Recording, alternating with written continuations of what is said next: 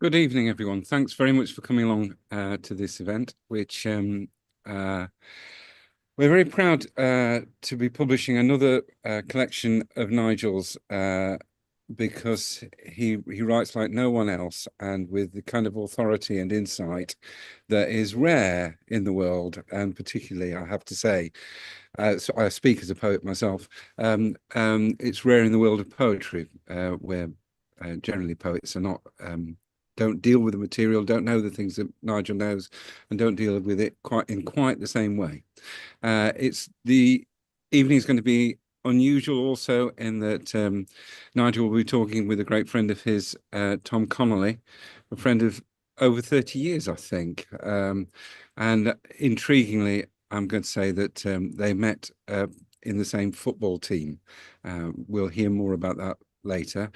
The evening, the hour will break into Nigel reading first for 12 minutes or so, 15 minutes maybe, and then Tom will come on and discuss. A heated debate will ensue, and then we're hoping that some people will have come up with some good questions for Nigel and for Tom. Indeed, Tom's as well as being a friend, is an acclaimed novelist and filmmaker. We'll hear something about that when we come to the second half of the evening. Now, I'm going to read what it says about Nigel at the front of this book, which is that his pamphlets Belfast Finds Log and Hip Hind Hook relate the danger and human frailty that he saw during Northern Ireland's troubles and the Cold War. His first collection, Kingdom, Power, Glory, and It's Not Personal, lift the lid on the secrets of Whitehall in the city. These are books that Ann Sansom edited with Nigel and was very pleased to. And I'm sorry that Ann's poorly tonight and isn't able. I've stepped in. I've got the pleasure of dealing with Nigel and Tom and introducing him. We're very, anyway, Anne sends love and regards. A Foreign Country came out fairly recently, and it's, it's, as I say, it's unlike any other poetry collection, I like to think, except it's better than most. And I'm just going to ask Nigel to begin his reading. Well, thank you very much indeed, Peter, for that introduction. Very much appreciated. And perhaps I can join you in sending love and best wishes for a speedy recovery to Anne, whose editing skills are second to none, and whose introduction I shall have missed tonight. Peter, you did it kindly and well. Thank you. So, A Foreign Country, mainly about strange places. Some of them real, some of them imaginary. And I'm going to start by reading, first of all, about three real places I visited: North Korea, Syria, and Nepal. And if you want to go to a foreign country, I can tell you there is no more foreign country than North Korea. So I want you to imagine now you've landed with me at Pyongyang Airport on a flight from Beijing reserved exclusively for a small number of foreign tourists, of whom you and I are one. And this poem is called At the Airport.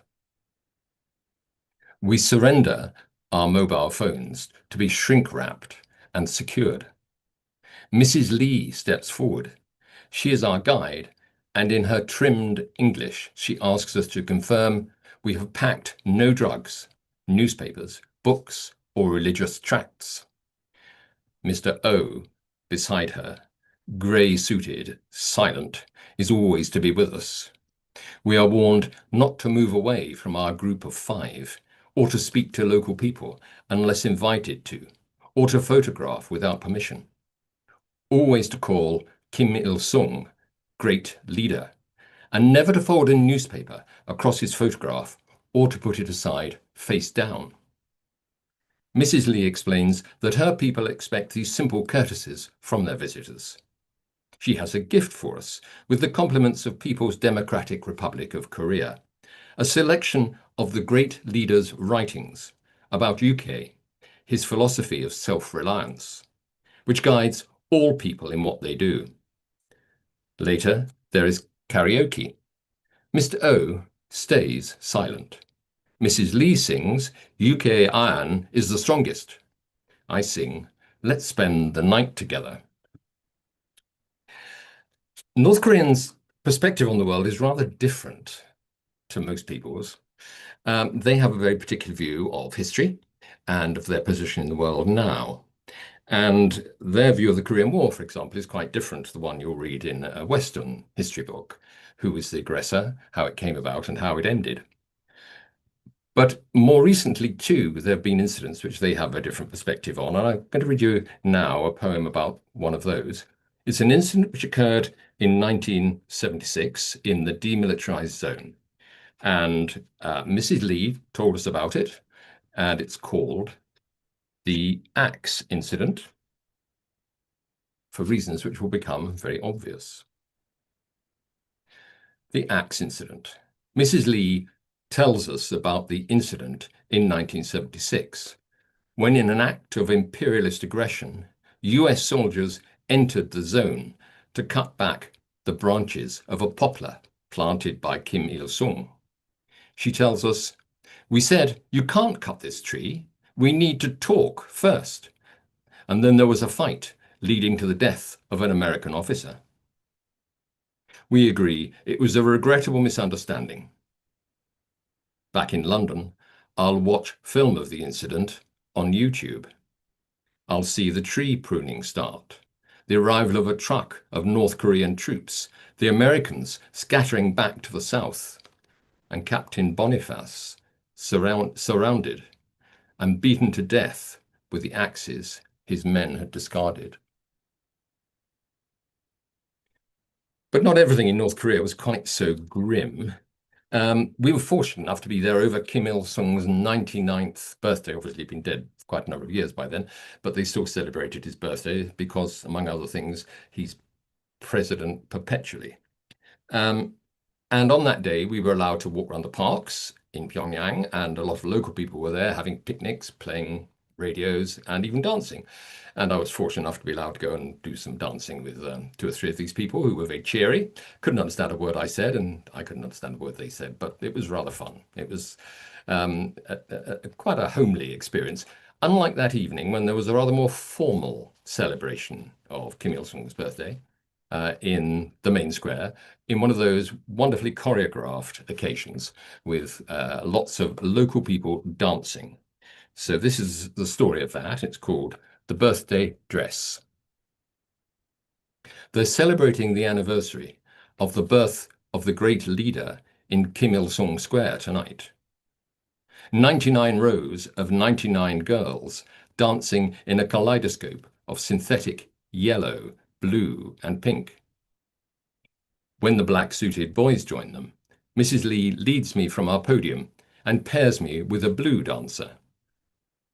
The steps themselves aren't difficult if you've ever been country dancing, but I'm anxious about letting her down by clapping my hands a beat too early or rounding her waist a step too late. So I call the rhythm to myself out loud. I wonder how it feels for her to have been nominated by her village to honour the great leader's birthday, to be told to make a new blue dress, and then to find herself dancing with an elderly, sweating, chanting foreigner.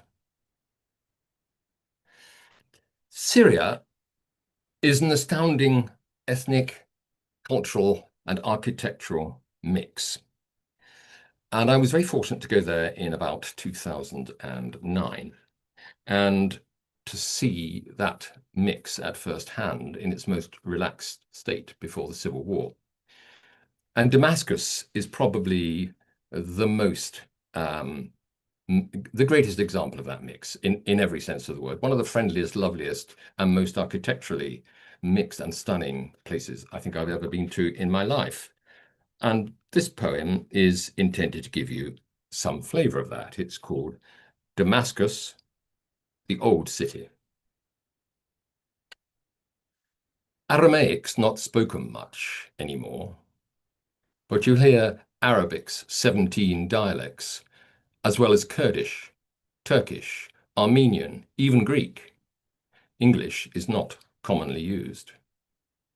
In the souks, egregiously gaudy and gorgeous, you'll be assailed with silver, silk, and spice, offers of carpets, cumin, and coffee, inlaid boxes, brocade, and backgammon sets.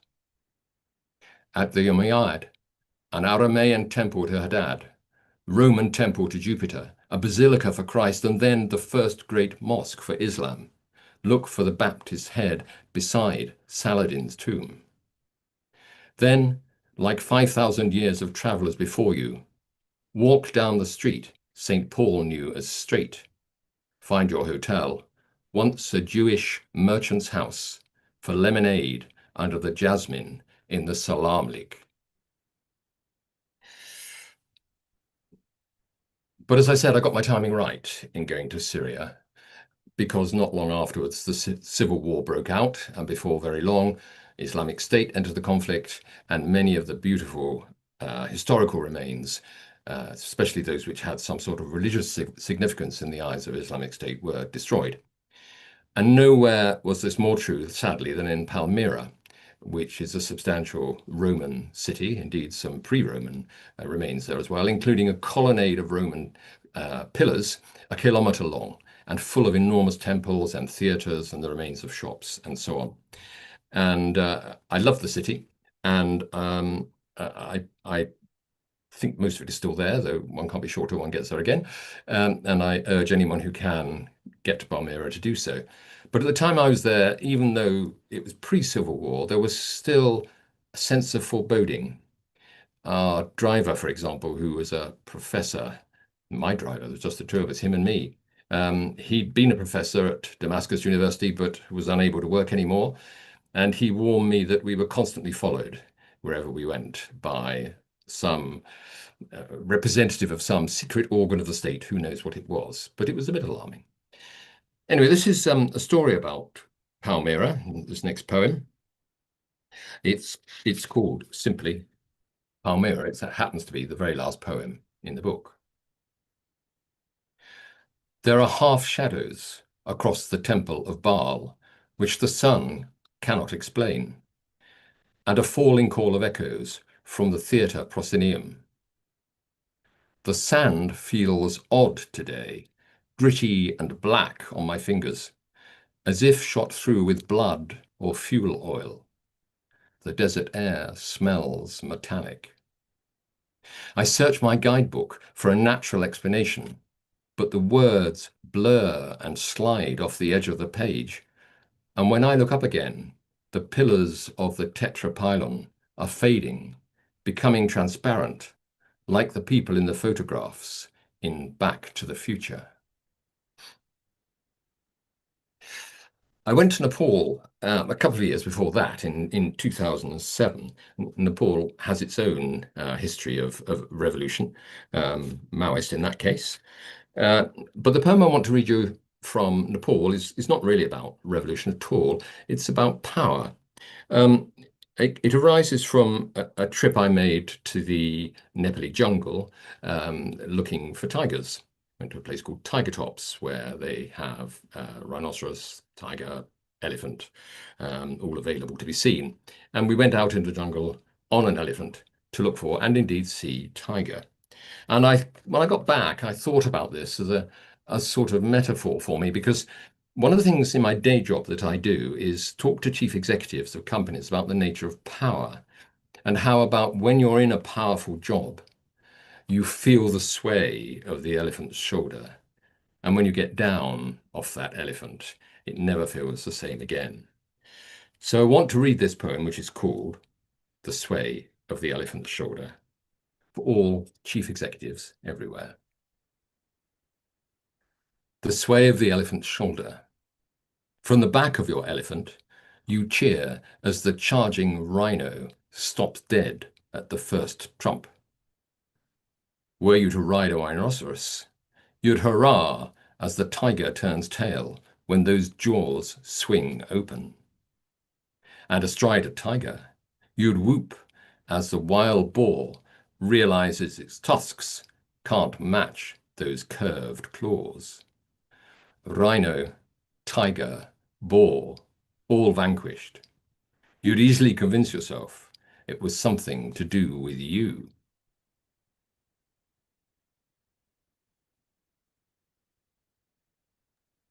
Excellent. Thank, that was great, Nigel. I'm going to introduce Tom in a moment, but we said about cats. We were just cats arriving, and anyway, this is a French cat. Our daughter lives in France, but her cat occasionally holidays. It's I nice think we're to looking at the wrong end, Peter. yeah, cat's bottoms aside. I I wanted one of the most intriguing things really is how you two met. I want to hear about that and how what I the question I hope you're going to address is how different it is because Tom I may be wrong but you seem to be a much harder working writer than Nigel in that you do as well as doing the books that you do and you film directing films and so on that you've done non-fiction and is there a different attitude I think to for a poet and a prose writer? That's one of the questions I want to get to. But because we're here for this book today, I want to remind people at home that if you'd like to buy a copy, they are post-free with the code, and I think it's foreign country. It may be a foreign country, and to be on, people have put it in chat.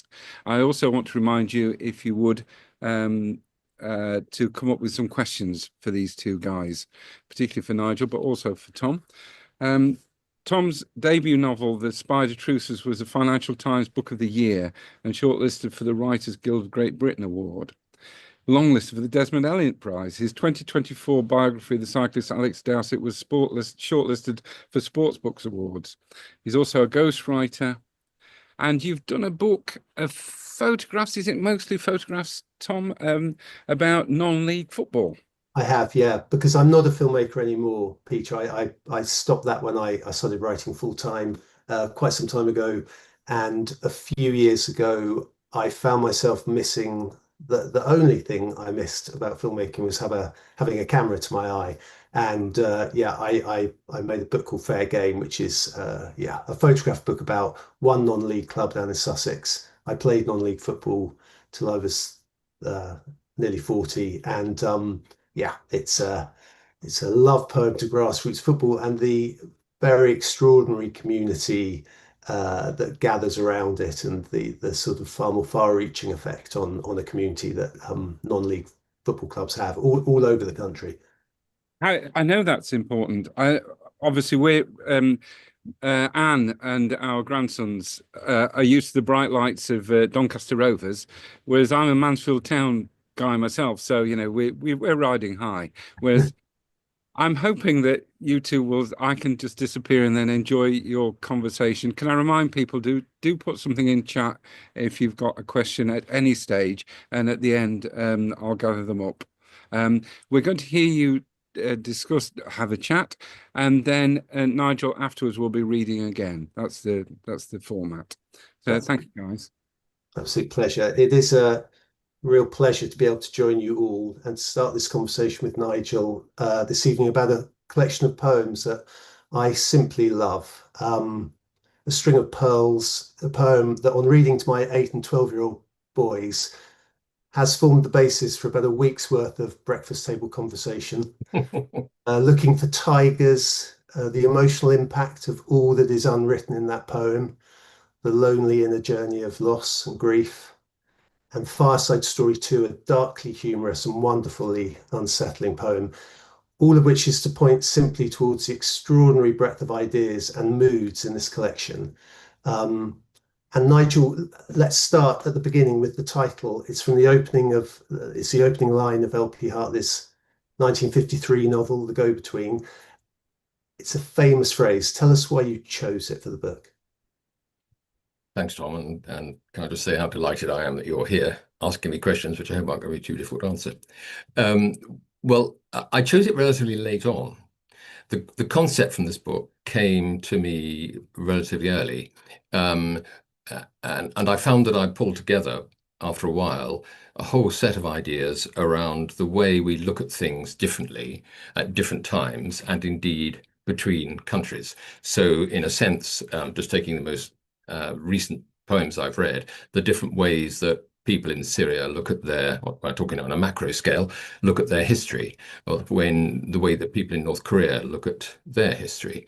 And perhaps on the micro scale, my hopping on an elephant and riding around in the Nepali jungle, you simply wouldn't do that 20 years later because attitudes have changed, and it's not right to ride a jungle and expose it, to ride an elephant in a jungle and expose it to the risks of tigers, and people don't do it. So things which seem fine in country A are not necessarily viewed the same way in country B, and things which are seen in 2025 are seen through different eyes to those from years earlier. And I think that's the central theme really running through this book, which is looking at things differently. And I wanted to have had a title which summed them up. And I said to myself, what I really want is something like the past is a foreign country. They do things differently there. But I can't use that because LP Hartley wrote that. And then I thought, well, no, I could use a bit of it, and I'll quote the rest inside so people know where it came from. And that's the background, really. It's a very eloquent way, much more eloquent way than I'd got, of describing what the book's about. And tell us a bit more about how the collection then came about and came together. And does it have a relationship to your previous books for people, tuning in who have read your other collections? Yeah. Some shared themes or ideas? Well, my previous books have included two about soldiering. Belfast Finds Log, which, as Peter mentioned at the outset, was about being a soldier in Northern Ireland in the early 70s. And Hip Hind Hook, which followed it about 4 years later, in I think 2016, was about soldiering during the Cold War in the British Army of the Rhine, BAOR. And those poems had never entirely left me after I'd written them. I published them, I read them, the book went on the shelf. But it just seemed to me, as I began to put ideas together, starting off as it happens with the North Korea poems, that there was a similarity here, because in 1973-45, when I was in Germany as a soldier, we lived in this very strange society, really. We were very enclosed. We hardly ever spoke to anybody who was German. We didn't mix with local people at all. We got our entertainment entirely through the regiment I was in and through the garrison camp that we served on. And we were facing what had been, perhaps 10, 15 years earlier, an existential threat from the Soviet Union, which by that time had sort of faded away. And we were, if not exactly going through the motions, we were still preparing for war, but actually the temperature had dropped, and people didn't think that the Russians were going to cross the border and head west anytime soon. And then when I thought about that in the current perspective, I thought, well, hang on a second. That threat has now ramped up a bit, and we are facing a much more aggressive Putin. And the military threat is therefore a rather more real one, and we're investing 5% of our economic wealth into security. And that just struck me that here was another example of how things looked differently then, and yet there were strong similarities. And one of the similarities, indeed, is, of course, is how far we rely upon our American allies, because just as in the First and the Second World War, victory in a Cold War would not have come about without the Americans sitting there beside us, and we depended on them coming in if the need arose. We've talked in our discussions about witness statement. Could I ask you to read that to us now, considering what you've just hit on? Yes, Witness Statement is a poem about an incident which happened in Germany very shortly after I arrived in my Royal Artillery Regiment I think that was in 1972. We were equipped with huge self-propelled guns. The barrel was about, I don't know, 25 foot long or something like that, supplied by the Americans. and used in the Vietnamese War. And they could fire a shell 20 miles. So they were really, really serious bits of military equipment. And I think the second or third day I was in the regiment, one of these blew up. And by miracle, nobody was killed. But this was an extraordinary event. Nobody quite knew what to make of it. And so witness statement is about an imagined response to that event on the part of the Royal Artillery, who might, in my imagination at least, have sent someone to investigate it. And this is the statement that came out from that process. So witness statement. There was no panic. All ranks were standing calmly well back from the gun platforms. I smelt cordite and observed smoke around the damaged gun. I located the senior officer present and asked about casualties. None of the gun detachment had been struck by metal debris. I found this most surprising. However, several had burns to exposed skin, all were deafened, some were blinded, and the number one was in such shock he would not let go of the firing lanyard. I cut it from his grasp. Close inspection confirmed the detonation of a shell in the breech. The barrel had burst and peeled back like a banana. Several feet of rifled steel had vaporized. The firing mechanism, projected back 30 feet, had embedded in a tree trunk, taking with it on the way the epaulette of the section commander. That completes my report, sir. In 30 years' service, I've seen nothing like this before. It will take much technical investigation to uncover the cause. Might I suggest the Americans may be able to help? My driver tells me that they lost several guns this way in Vietnam before they sold these on to us. Thank you.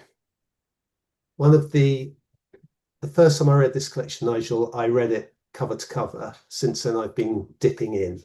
One of the things that intrigues me about the collection is that after reading that poem that you've just shared with us, and one other from that group, you then get to Sex in the City, 2000, 2009.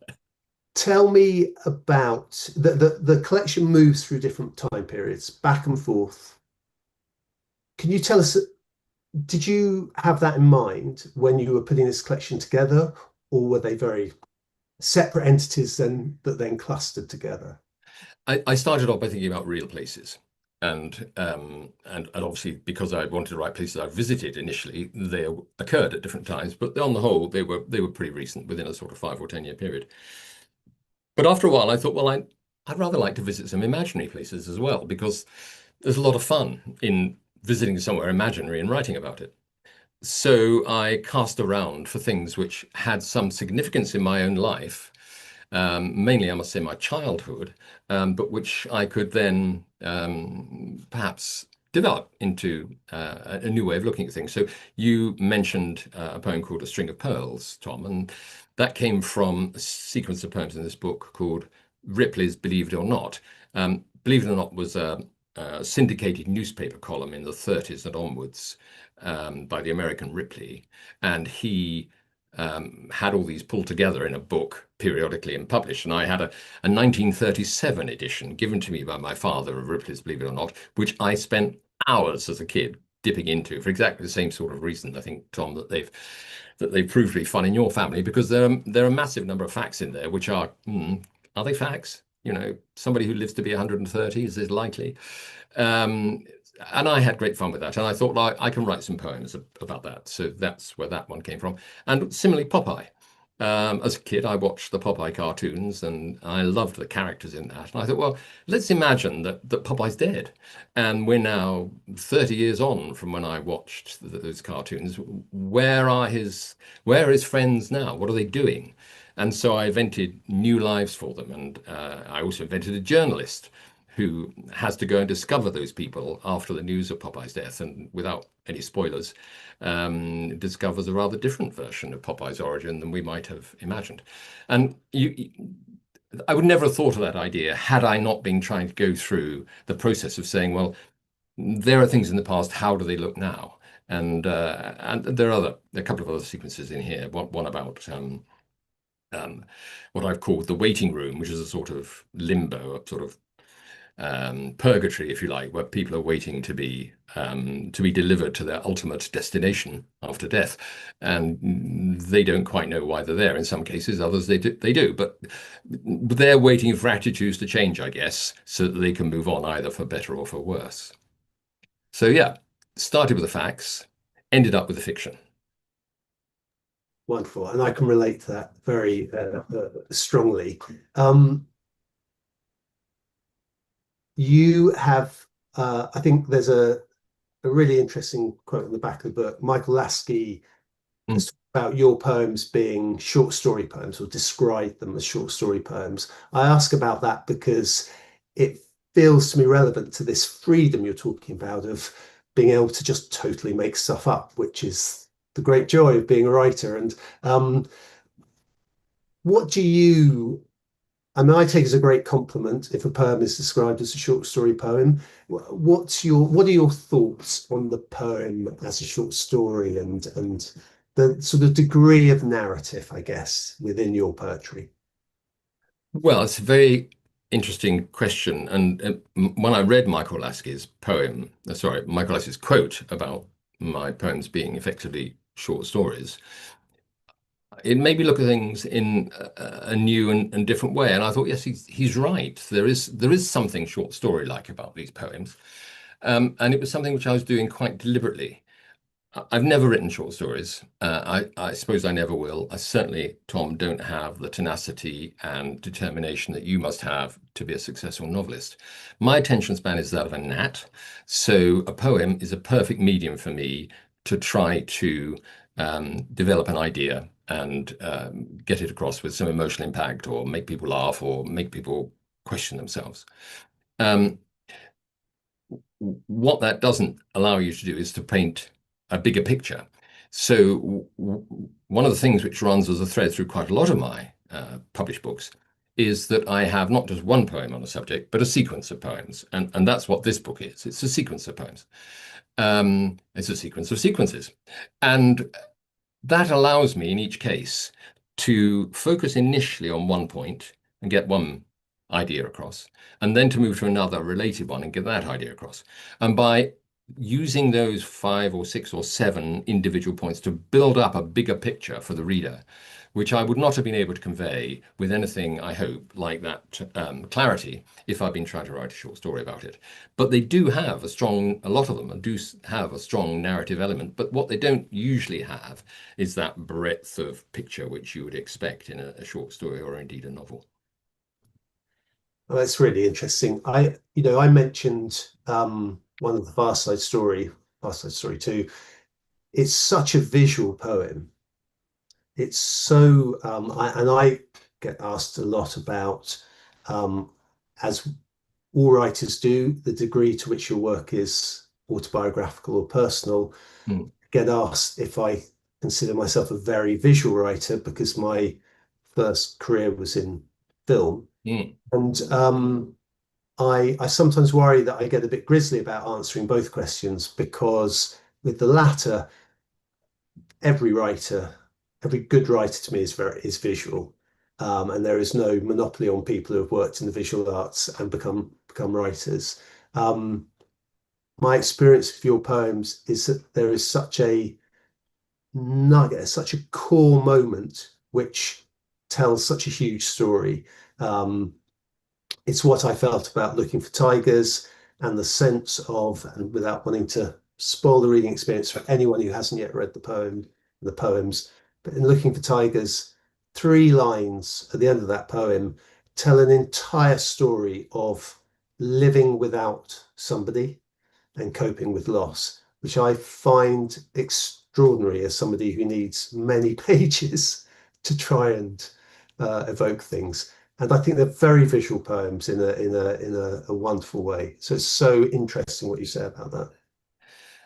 One advantage for a poet, Tom, is that it's easier to make things look visual on the page than it is for a novelist.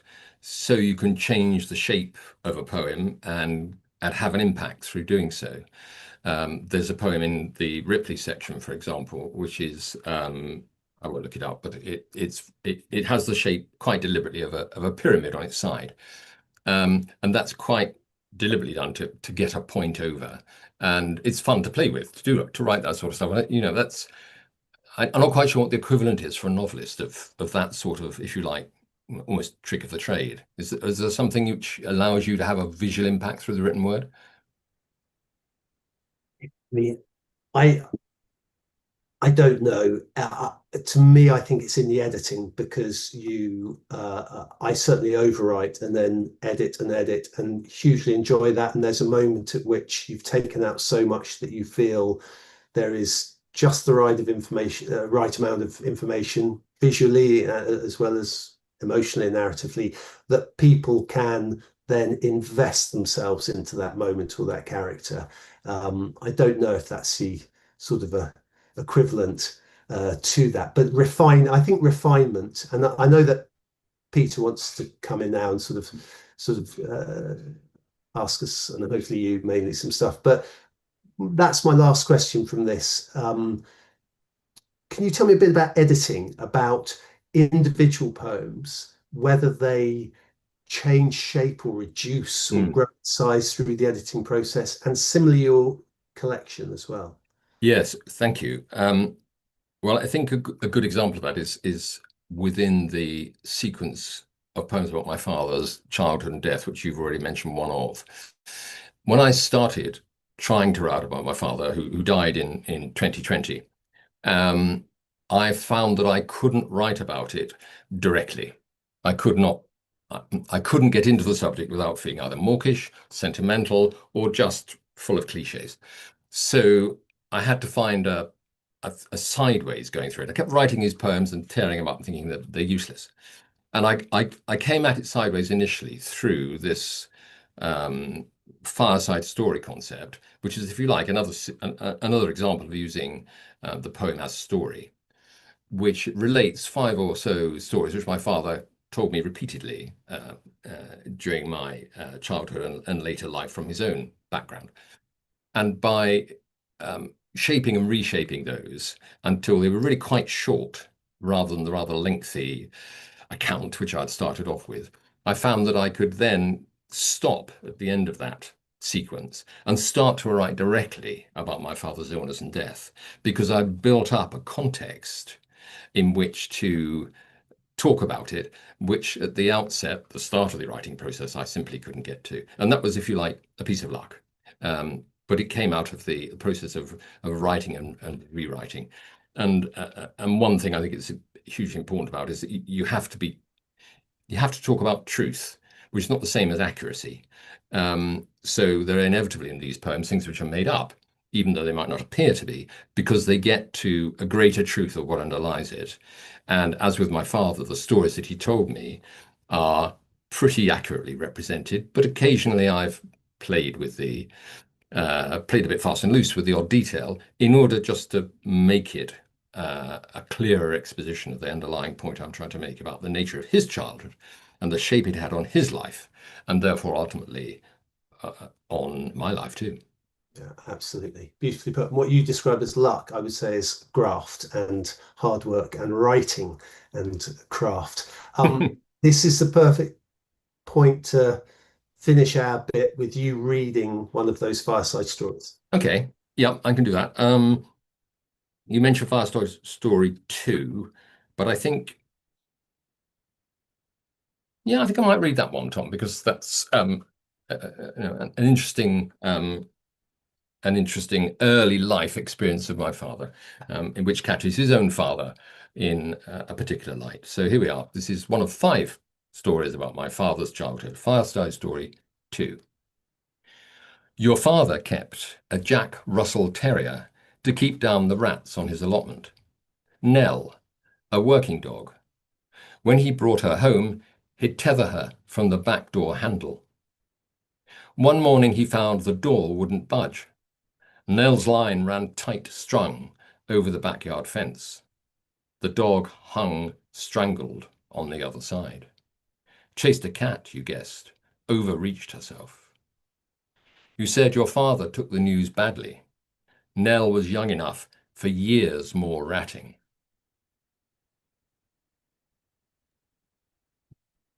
Brilliant.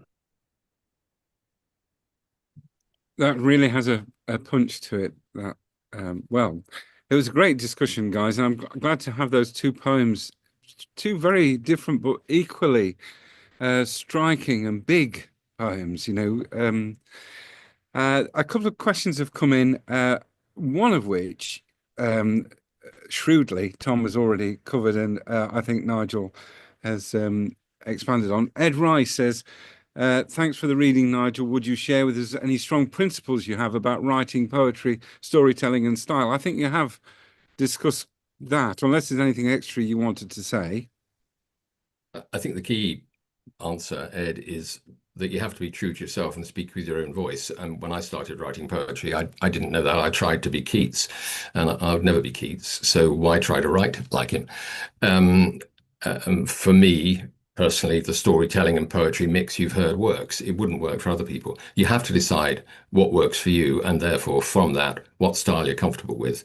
But underneath it all has to lie the integrity of the truthfulness of what you're writing about. Yeah, he'd probably agree. Ed Rice is he's a really good poet, but he's also an expert on I'm sorry about this. That's all right. Come on, dear. Anyway, let's not get bogged down there. What I wanted to say was that your ideas of poetry and short story, it might be something that Ed was getting at. Lead us that whole Michael Lasky quote was focusing on a wide range of entirely convincing characters and situations.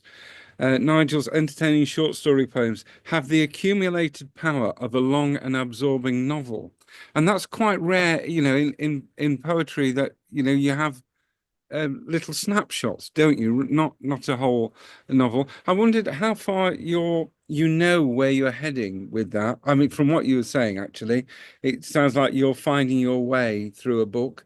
But do you find individual poems surprise you? Yes, I do. I think more disappoint me than surprise me, but maybe that's the nature of writing, that you start off with something and it doesn't go where you thought it was going to go, and you throw it away and start again. But I think Michael Lasky's quote is a very generous one, and I think it hugely overstates or understates the power of the novel compared to the short story or the poem. But yes, I think that the good thing about writing poetry is that you only commit yourself at any one time to about 14 or 20 lines. You don't commit yourself to a plot and 16 characters and a denouement at the end. With a poem, you can see where it takes you, and then you can decide to go off in a different direction if you want to. And the first poem remains, even if the second poem goes off in a different direction. Yes. And do you have that experience? It's quite common, and maybe it's the same with prose writers too. The last line in a poem seems to have been waiting, but you didn't know, and you write it, and it's I think Les Murray says that it's in the first line, the last line is waiting, something. Whereas I think a lot of people have had that experience, but I wonder if that's true, Nigel, for you in this. I think there's a great danger in last lines, which is that you signal them with the first line, and it can be a sort of kaplunk moment when you get to the end. I don't know. I try quite hard to end a poem in a way which wraps up what the poem has been about. And sometimes I feel I do that too neatly and readily, and actually it would have been better to have left it at the end of the previous line. And that's where a good editor like Anne will say to me, actually, junk the last line. The poem stands as it does. You don't need to wrap it up. Other times, I'm afraid I'd resist that temptation and put in the kaplunk at the end because it's fun to do so. Good. Michelle, I don't know which Michelle this is, because I know there's more than. Anyway, she says, Nigel, do you journal or keep notebooks when you travel? How do you remember the details included in the travel poems? Well, the short answer to that is yes. If I'm traveling about somewhere where I think I might want to write about, I do keep a journal, and I photograph a lot, and that provides a lot of the background. But of course, there's this wonderful thing, the internet, which means that if you want to pick up more information about, let's say, Palmyra, because you can't really remember it, you can either go to your copy of The Lonely Planet, or you can go online and, oh yes, that's right, I remember now, the Tetrapylon. That's a huge help. I don't know. I would have struggled to have written some of these poems 20 years ago without access to that sort of level of information. Because I think detail can be what brings a poem to life. And if like me, you've got a terrible memory, trying to write about something which happened 5 or 10 years ago and remember the detail is hopeless. So yeah, notes, photographs, and then research. Nigel, when you take a photograph, are you taking a photograph of a landscape or place you know you're going to want to describe, or is it an a memoir of a feeling, an emotion, an idea that you will look at and it will remind you about a train of thought you were in that place? I think very much the latter, Tom. I when I went to Syria, for example, um, I didn't even know I was going to be writing about Syria afterwards. I only went back to Syria after North Korea. But what I did know is that I wanted to capture the sense of what the place was like, not because I saw there was a civil war coming and half the places were going to be destroyed, but just because it was so extraordinary. And to walk as I did down the that colonnade in Palmyra, a kilometer of stone paving with pillars up every side, and nobody around but me, was just such an extraordinary experience. It had to be photographed. And I'm very glad I did, because then subsequently it proved so useful. Great. I think we're close to. It's gone by really quickly this hour. I'm hoping you're going to read for at least another 12 minutes, Nigel. I want to remind people if Michelle McGrain, I think those questions were from, and I want to remind people that about the being able to order the book for themselves, for their friends. Some neighbours, probably. You don't know them that well, but that who, what might happen. As I say, it's free at the moment. Normally at this stage, I get it wrong and say you have to pay postage, but the books are free. I get it mixed up. I haven't on this occasion. I want to quote uh, Carol Sachamurti, who said that Nigel Pantling's poems, this is about a previous collection, lift the lid on worlds close to most of us in language that is straightforward and precise, subtly ironic. He lets facts tell their own, often shocking story. And then, particularly appropriate now, Michael Simmons Roberts says that these here are timely, satirical, and razor-sharp poems. Thank you very much, Tom, for really bringing. I mean, it was always going to be uh, alive, but it's made it a really lively evening, and but with depth to it. So it's great to have that conversation. And thank you, Nigel, for this reading. You're going to read for another 12 minutes, and thank you everyone else for being here. It's great. Thanks, Peter, very much indeed. And thank you, Tom, for being such a splendid interviewer and such a good footballer. We didn't go through the detail, but just for the record, I met Tom 30 years ago on the Arsenal indoor pitch where we used to play five-a-side football together. And Tom is a seriously good footballer, and I wasn't. But we struck up a friendship then, which has continued to this day. So that's the power of football for you. I'm going to read now from a section which is called Sex in the City, which has nothing to do with the television program, but it's about the mores of city life in the early millennium. But the first poem I want to read about actually does come from that section, but it has a longer term perspective because it's about my father. And my father pops up several times in this book, but in this particular poem, it's about a conversation I had with him towards the end of his life when we were playing crib. Crib was as many of you will know, but some may not, crib is a card game for two people in which you score points by making pairs or by runs of cards in order, or by making your cards add up to 15.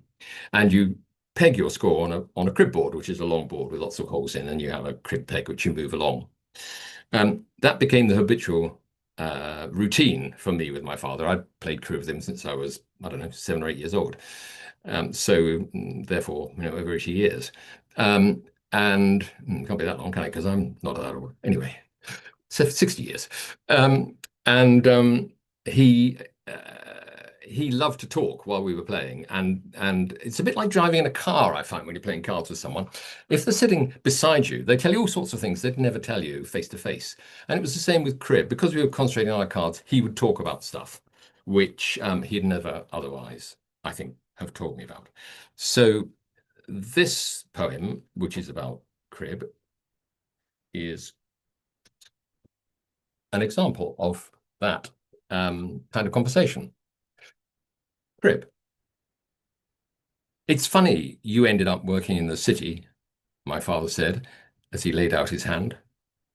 15-2, 15-4, a pair 6, and 6 is 12. I pegged him still further ahead. Early doors, he said, but he knew it wasn't.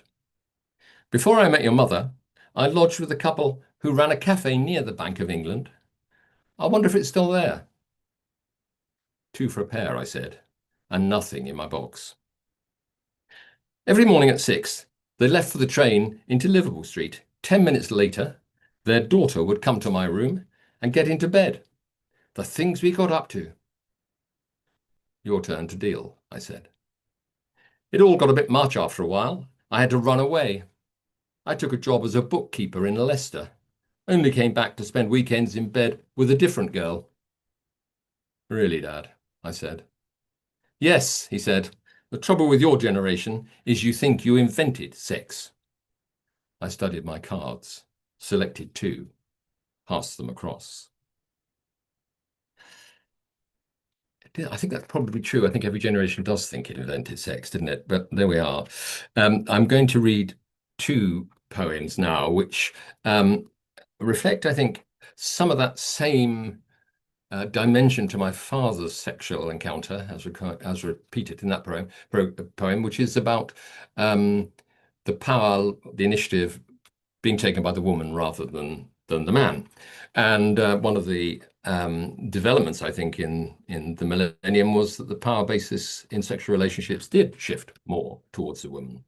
And so it's a couple of poems here now, which relate to that within, as I say, loosely speaking, the business world.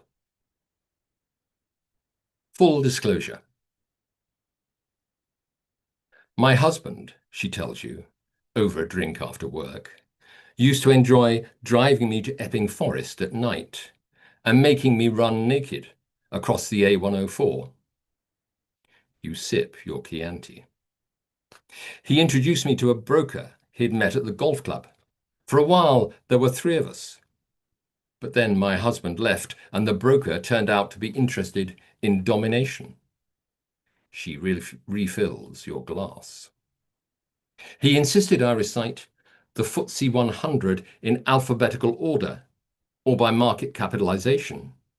If I got it wrong, I'd be punished. The bottle's empty. Later, sitting opposite you, in her Islington sitting room, she tells you she has a rule. Work colleagues who stay over have to leave before dawn. She uncrosses her legs. You look at your watch. Risk. If for some reason you leave your warm Hampstead home for Trafalgar Square on this late November evening, and if you find yourself outside the Clarence, and if by chance you look in through the end window its panes steamed at the bottom and sides. You'll see me at the corner table, cradling an empty glass. You won't know whether I've knocked back my overrated Clarence Sauvignon out of anxiety or excitement, or in readiness for a quick exit. But you'll notice I'm leaning forward, slightly hunched, looking down at the octagonal table with its beveled edges and its long dead beer mats of the kings of England. And you'll be surprised to see that sitting opposite me is your younger sister, who, when you introduced us over dinner some weeks ago, asked to meet me one evening to get my advice on how to raise capital for her small business, given my professional experience in that world, and who has just said to me, "You do realize you'll be missing the best sex you ever had in your life." I'm going to read one more poem in a minute just to round us off. But before I do, I just want to say a thank you to the poetry business, to Peter, and in absentia to Anne for their brilliant work and their support in editing and publishing the book, for which I'm hugely grateful. And tonight to Peter and to Tom for coming along to help make this so much fun for me, and I hope for you as listeners and watchers. And of course, I want to say thank you especially to you and to those who may come after you on YouTube to watch this webcast, and to say how nice it's been to know that there are people out there listening and asking questions and being present when I read, which is great. So I'm going to sign off with one final poem, which goes to the heart, I suppose, of the question which Peter posed earlier on, which is how much in life in poetry is true to life? How much of it is autobiographical? And how much of it is made up?